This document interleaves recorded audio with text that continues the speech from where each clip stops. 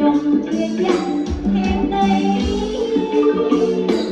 anh đây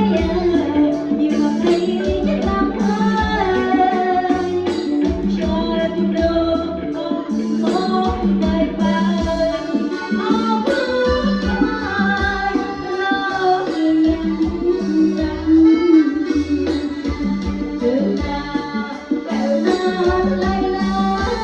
áo bước mai lo hiền rằng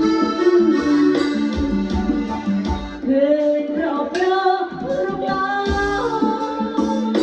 bên có đừng nhớ đôi chúng anh người rộp rơ rụng lo bên có đừng nhớ đôi chúng anh tay mình đừng chỉ thế đôi mình em ta cứ hai tóc về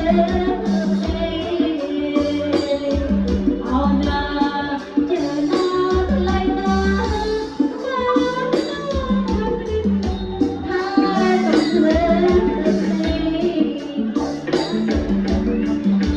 Ghiền Mì Gõ để không bỏ lỡ những video hấp dẫn.